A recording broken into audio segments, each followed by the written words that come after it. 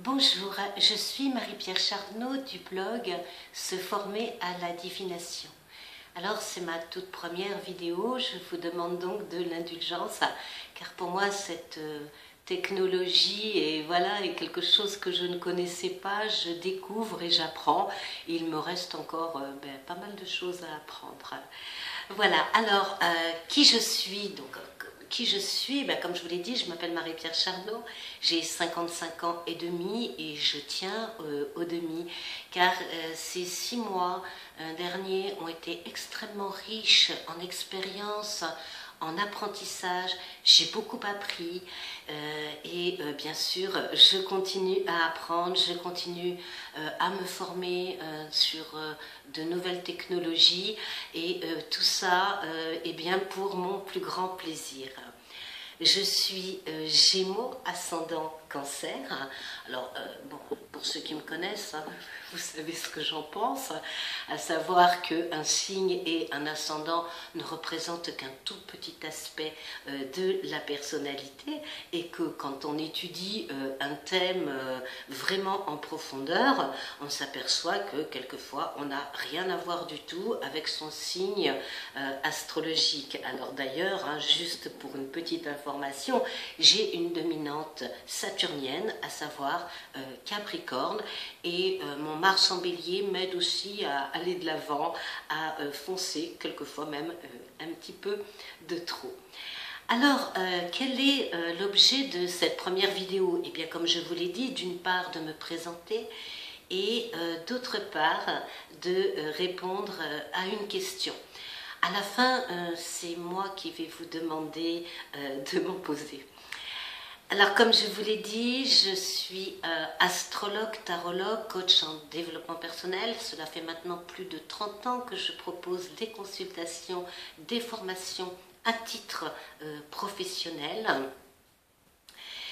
Et la question que l'on m'a posée, c'est une question qui m'a été envoyée par email. Bonjour, est-ce que c'est vous? Alors, sur le coup, les bras m'en sont un petit peu tombés et j'ai répondu oui, je suis bien moi. Et si cela m'a interloquée, c'est parce que, eh bien, ça fait plusieurs années que je suis sur tous les réseaux sociaux.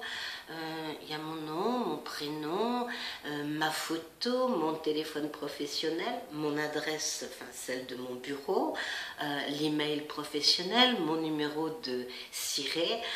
Jamais je ne me suis cachée derrière un pseudonyme ou quelconque avatar, d'où évidemment ma perplexité en lisant cet email.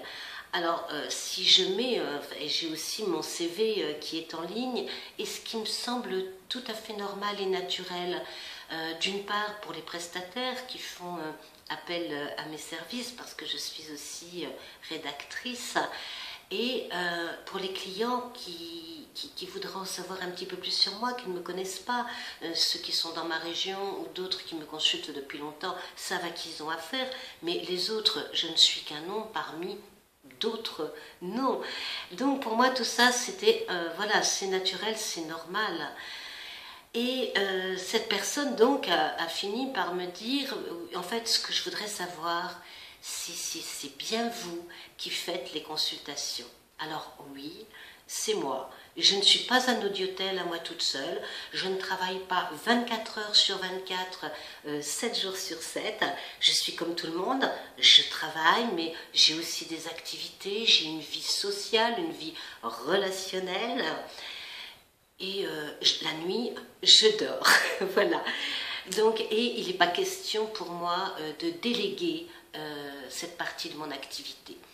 Je délèguerai sans aucun doute, mais sur le côté technique du blog, en ce qui peut concerner la mise en place des vidéos, en ce qui peut concerner la mise en place ou la mise en page des articles, mais pour les consultations, c'est moi qui les ferai, c'est moi qui les ferai, et le jour où, voilà, si cela n'est plus, c'est que je prendrai ma retraite, mais en tout cas, a priori, et puis j'en ai pas envie non plus, ce n'est pas pour demain.